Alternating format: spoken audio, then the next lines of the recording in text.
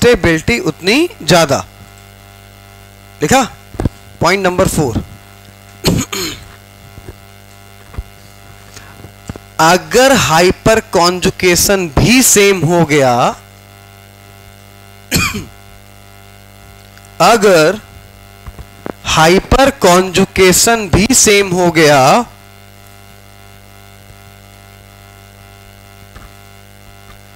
तब inductive effect के through, तब इंडक्टिव इफेक्ट के थ्रू चार्ज देखते हैं, तब इंडक्टिव इफेक्ट के थ्रू चार्ज देखते हैं। चार्ज जितना कम होगा, चार्ज जितना कम होगा,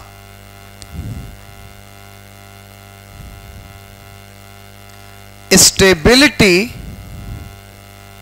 चार्ज जितना कम होगा स्टेबिलिटी उतनी ज्यादा होगी। चार्ज जितना कम होगा स्टेबिलिटी उतनी ज्यादा होगी। लिख लिया भैया? पॉइंट नंबर 5,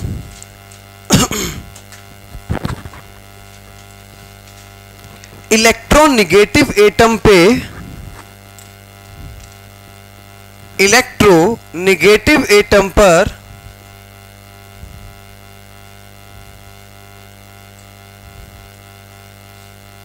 इलेक्ट्रोनेगेटिव एटम पर अगर नेगेटिव चार्ज आएगा, इलेक्ट्रोनेगेटिव एटम पर अगर नेगेटिव चार्ज आएगा,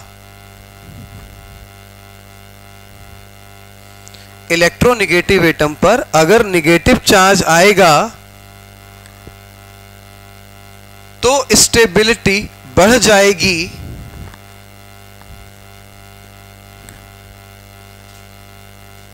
तो स्टेबिलिटी बढ़ जाएगी।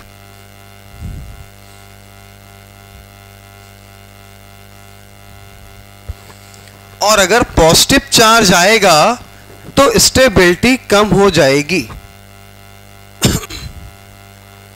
और अगर पॉजिटिव चार्ज आएगा तो स्टेबिलिटी कम हो जाएगी।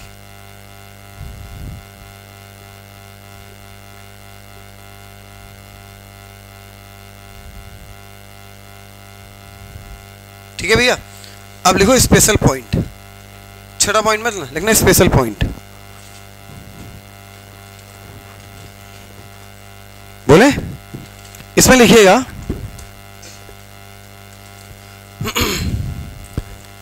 बोले भैया, सबसे ज्यादा स्टेबल एरोमेटिक कंपाउंड होते हैं, सबसे ज्यादा स्टेबल एरोमेटिक कंपाउंड होते हैं, सबसे ज्यादा स्टेबल एरोमेटिक कंपाउंड होते हैं,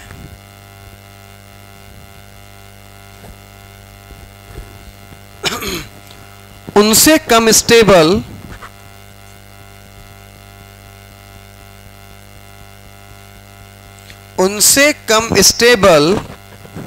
नॉन एरोमेटिक कंपाउंड होते हैं, उनसे कम स्टेबल नॉन एरोमेटिक कंपाउंड होते हैं।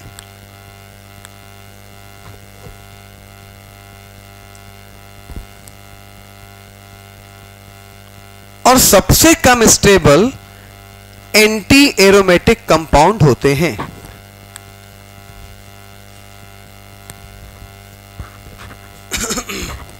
सबसे कम स्टेबल एंटी एरोमेटिक कंपाउंड होते हैं।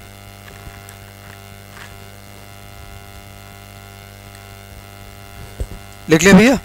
ये स्टेबिलिटी के 6 पॉइंट हैं। ये 6 पॉइंट दिमाग में रखोगे, दुनिया जहां का कोई भी क्वेश्चन वो नीट से लेके एम से लेके आईटी एडवांस तक आया होगा तो आराम से आप निकाल लोगे। 6 पॉइंट दिमाग में रखोगे और इसी सीरियल वाइज दिमाग में रखोगे कि हमेशा पहले क्या चेक करेंगे, ऑक्टेट, नंबर 2 पे रिजो, नंबर 3 पे हाइपर, नंबर 4 पे इंडक्टिव, नंबर 5 पे इलेक्ट्रोनिगेटिव एटम पे नेगेटिव चार्ज आएगा, स्टेबिलिटी ज्यादा, पॉजिटिव आएगा स्टेबिलिटी कम। और छठा स्पेशल पॉइंट हो गया सबसे स्टेबल एरोमेटिक, उसके बाद नॉन एरोमेटिक, उसके बाद एंटी एरोमेटिक। पहचानेंगे कैसे कौन एरोमेटिक है, कौन एंटी एरोमेटिक है, कौन नॉन एरोमेटिक है, वो हम पहचानना बताएंगे, उसकी पूरी कंडीशन है। चलो अब इन दोनों की स्टेबिलिटी कंपेयर कराते हैं। साहब ध्यान देना, ऑक्टेट दोनों का इनकम्प्लीट, इन्हीं पॉइंट वाइज अप्लाई करना शुरू कर रहे हैं। ऑक्टेट दोनों का इनकम्प्लीट क्योंकि पॉजिटिव चार्ज है, रिजोनेंस दोनों में नहीं है। तो अब आया पॉइंट नंबर 3, क्या? Hyper conjugation. तो हाइपर कॉन्जुकेशन कितना? 3 3 6 और 3 9। हाइपर कॉन्जुकेशन कितना? 6। अरे यार देखो ना, C2H5 को ऐसे ओपन करोगे ना, CH2CH3, तो जो डायरेक्ट जुड़ा होगा वही वाले H तो आप लोगे ना, तो 2 2 4 और 2 6। हाइपर ज्यादा, स्टेबिलिटी ज्यादा, तो इसकी स्टेबिलिटी ज्यादा और इसकी स्टेबिलिटी कम। अब तुमने अगर स्टेबिलिटी की ये सीरियल वाइज नहीं लगाया तो गलती क्या करोगे कि बड़ा एल्किल है, बड़ा प्लस आई है, प्लस आई प्लस चार्ज को घटाएगा, चार्ज इसका कम होगा, स्टेबिलिटी इसकी ज्यादा। ना ना ना, हमें पहले चार्ज के पहले क्या देखना है? Hyper conjugation. बात पल्ले पड़ रही भैया, पहले हमें हाइपर देखना है, जब हाइपर सेम हो जाएगा तब इंडक्टिव के थ्रू चार्ज देखना है कि चार्ज जितना कम स्टेबिलिटी उतनी ज्यादा। एग्जांपल बनाओ फटाक से। First is more stable than second. Reason दिखाओ, हाइपर कॉन्जुकेशन।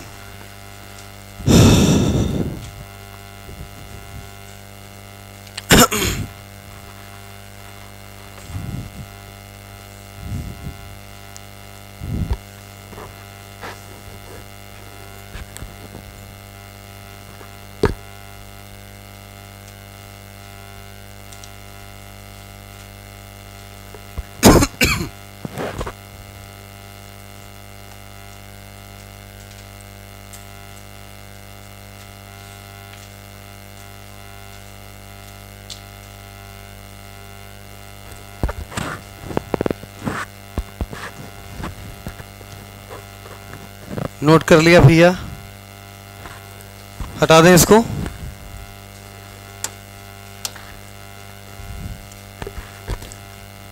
क्वेश्चन लिखिए, write the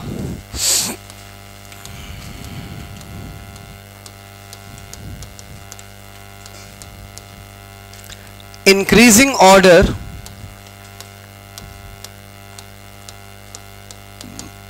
write the increasing order of stability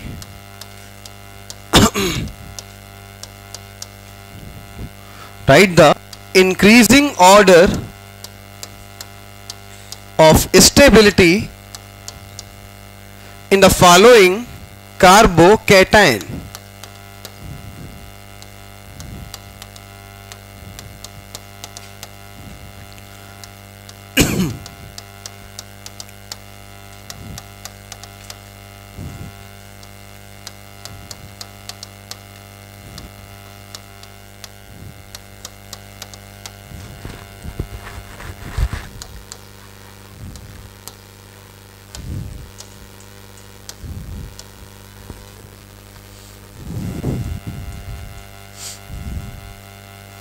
फटाफट नोट करो, आंसर बोलने की जरूरत नहीं, कंपाउंड नोट करिए।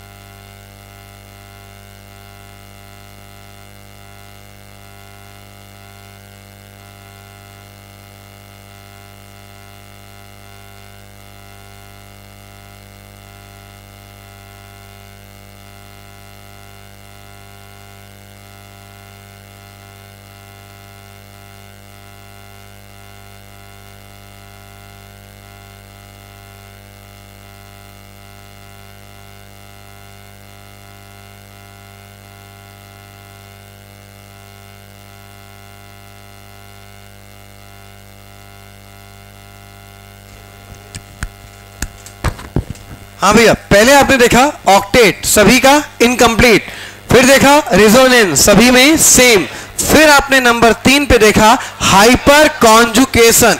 बताना शुरू करो, हाइपर सेम है या वेरिएबल है? पक्का? यहां कितना? बेहतरीन। यहां पे हाइपर कॉन्जुकेशन 3, यहां हाइपर, यहां, और ये पास नहीं करेगा। पता है ये पॉइंट आपको सीरियल वाइज पता है तो क्वेश्चन बहुत सिंपल लग रहा है। एक्चुअल में इस क्वेश्चन की गिनती जड़ीले क्वेश्चनों में होती है। अगर आपको पॉइंट ना पता हो तो आपको सीरियल वाइज पॉइंट पता है कि आपको किस तरह से अप्लाई करना है तो ये क्वेश्चन बहुत आसान लग रहा है। एकदम से स्टेबिलिटी का क्वेश्चन आता है, दिमाग डिस्टर्ब हो जाता है, आप समझ ही नहीं पाते क्या करना है और क्या नहीं करना है। ये पॉइंट दिमाग में रहेंगे कि पहला कौन, वो कांस्टेंट, दूसरा कौन, वो कांस्टेंट, तीसरा कौन, वो कांस्टेंट, चौथा कौन, वो कांस्टेंट, पांचवा कौन। ये पॉइंट अगर दिमाग में रहेंगे तो स्टेबिलिटी का क्वेश्चन तुम्हें रटना नहीं पड़ेगा। कितना भी बड़ा कंपाउंड बना दे, कैसा भी कंपाउंड बना दे, क्वेश्चन टफ बन ही नहीं सकता है। इतनी बातें अगर दिमाग में रखोगे तो अगर तो ये बातें दिमाग में नहीं होती तो पता है तुम क्या अप्लाई करते? जितना बड़ा एल्किल उतना बड़ा प्लस आई, जितना बड़ा एल्किल उतना बड़ा, मतलब इसमें और इसमें सोचो, तुम अप्लाई नहीं बोलते यार बहुत छोटा है, यहां तो बहुत बड़ा एल्किल है, ये प्लस आई हुआ, बहुत स्ट्रॉन्ग प्लस आई हुआ, प्लस आई प्लस चार्ज को घटाएगा, चार्ज कम तो स्टेबिलिटी ज्यादा, तो लगेगा इसकी स्टेबिलिटी ज्यादा है अगर तुमने इंडक्टिव से देखना शुरू किया। लेकिन इंडक्टिव तब तक देखते ही नहीं है जब तक हाइपर कांस्टेंट ना हो जाए। अगर हाइपर वेरिएबल है तो विदाउट एनी डाउट हाइपर जितना ज्यादा स्टेबिलिटी उतनी ज्यादा। तो भैया यहां हाइपर 3 है, यहां 2 है, यहां 1 है, यहां 0 है, सबसे स्टेबल हो गया पहला। क्या इंक्रीजिंग ऑर्डर बोला है ना? सबसे बेकार हुआ चौथा, उससे बेहतर तीसरा, उससे बेहतर दूसरा, और सबसे बेहतर पहला। फटाफट नोट कर लो जिसने नोट ना किया हो।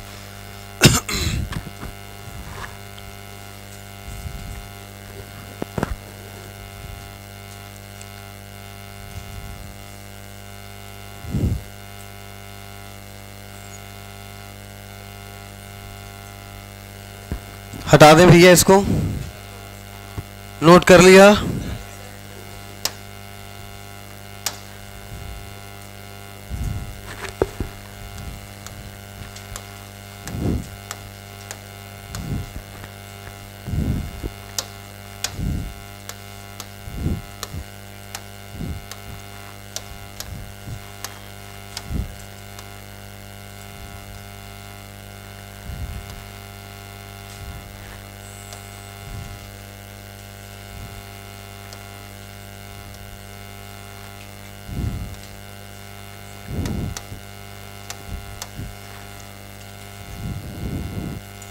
ज्यादा स्टेबल,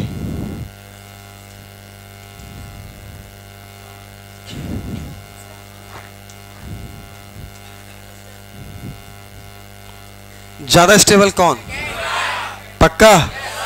चलो चेक करते हैं। ऑक्टेट दोनों में सेम होगा, radical radical. Point number 2, resonance दोनों में एक है, यहां भी एक बार पास करेगा, यहां भी एक बार। देख रहे हो ना कंडीशन, सिंगल के बगल में डबल। रिजोनेंस दोनों में हो गया सेम। अब क्या? Hyper conjugation. जिससे पूछे वो बताएगा, ये अमन भाई बताएगा। अमन भाई ये बताओ कि सुकून से आराम से, 2 क्वेश्चन है। पहला क्वेश्चन, इस कंपाउंड में टोटल हाइपर कितने? दूसरा क्वेश्चन, इस कंपाउंड में फ्री रेडिकल के अकॉर्डिंग हाइपर कितने? दोनों के आंसर बताओ। फिर सुनना, पहला क्वेश्चन क्या है? इस कंपाउंड में टोटल हाइपर कॉन्जुकेशन कितने?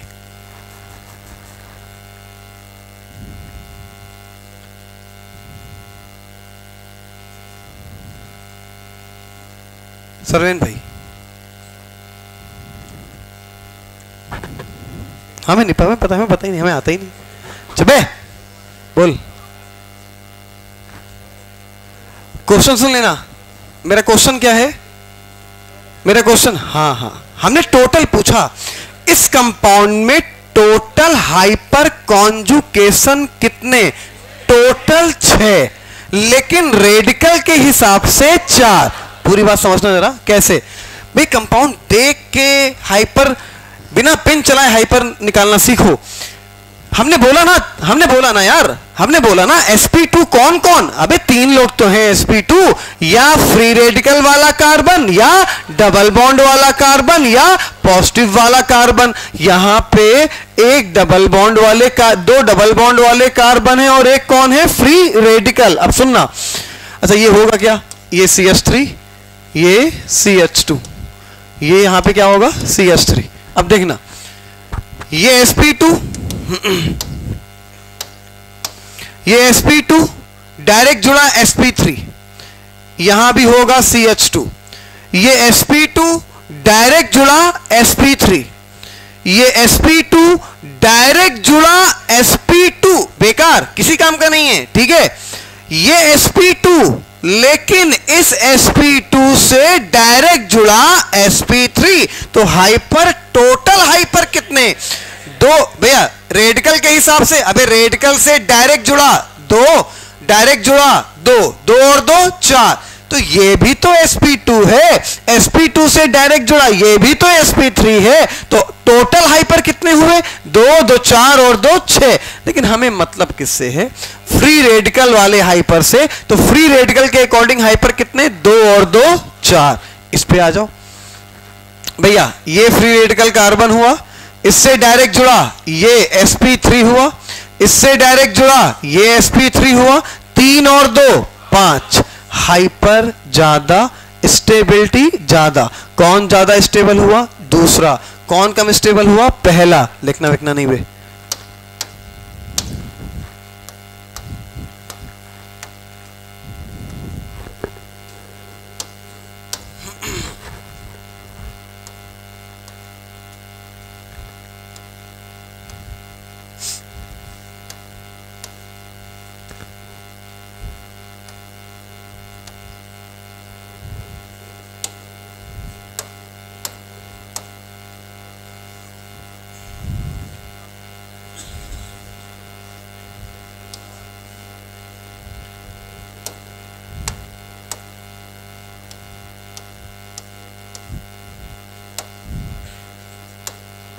बोलो ज्यादा स्टेबल कौन, पहला या दूसरा। हाँ पहला ना, कितने लोग बोले ना, नहीं पहला। चुपे, गलत बोल रहे हो, पहला सही है। कितने लोग बोल रहे हैं, हाँ पहला सही है। अबे तो बोल रहे थे यार, अबे नशेबाज हो। पहले क्या देखते हैं, रेजोनेंस। करोगे गलती, जो जो जो जो अभी भी पढ़ाया गया है, भाड़ में जाए धनतेरस, जो अभी अभी बताया है वही लगाना है। हाइपर ज्यादा, स्टेबिलिटी ज्यादा। बहुत, या तो तुम लोग बहुत भोले हो या तो बहुत साणे हो, दो में से एक चीज है 100%। भैया मेरी बात समझो, हाँ तुम भोले हो, हाँ बेटा, अरे तुम कलाकार हो। हाँ हाँ भैया ध्यान देना जरा। अच्छा हमें ये बात दिमाग में सिर्फ रखनी, पहले ऑक्टेट देखेंगे, ऑक्टेट कांस्टेंट हुआ तो रेजोनेंस जितना ज्यादा, स्टेबिलिटी उतनी ज्यादा। जब रेजोनेंस सेम हो जाएगा तभी हाइपर देखा जाएगा। तो ये रेडिकल रेजोनेंस पास करेगा, हाँ। सिंगल के बगल में क्या, डबल। ये पास करेगा नहीं, इसकी स्टेबिलिटी ज्यादा और इसकी स्टेबिलिटी कम। अब हाइपर देखने की जरूरत, जब रेजोनेंस सेम हो जाता, मान लो स्ट्रक्चर हो जाता ये, अब हो गया रेजोनेंस सेम। अब क्या देखेंगे, हाइपर।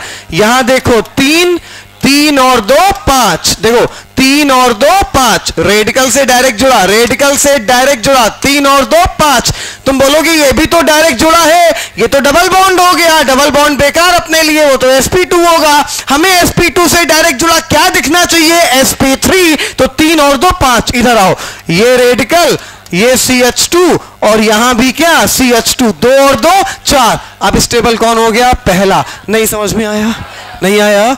पहले क्या देखेंगे, ऑक्टेट के बाद रिजो के बाद हाइपर के बाद इंडक्टिव के बाद इलेक्ट्रोनेगेटिव वाला पॉइंट और आखिरी में एरोमेटिक, एंटी एरोमेटिक और नॉन एरोमेटिक। गर्दन तो 90 डिग्री पे ऐसे हिलाते हो, लगता है कि 100% अगला क्वेश्चन कर ही लोगे। और अगले नेक्स्ट लेक्चर पे स्टेबिलिटी के कम से कम 15 क्वेश्चन करवाएंगे और ये मेरा वादा, 15 में से 12 क्वेश्चन गलत करवाएंगे, ठीक है। तुम्हारी हिम्मत हो तो सही करके दिखाना, मतलब चैलेंज मान लो, जो मान लो, ठीक है। 10 से 15 क्वेश्चन कराएंगे और मेरा वादा है कि 10 से ऊपर गलत करा के दिखाएंगे। तुम खुद गलत करोगे और कोई क्वेश्चन बाहर का नहीं होगा, इन्हीं 6 पॉइंट के अंदर का होगा। कल मिलते हैं सेम टाइम पे 10:10। Thank you so much.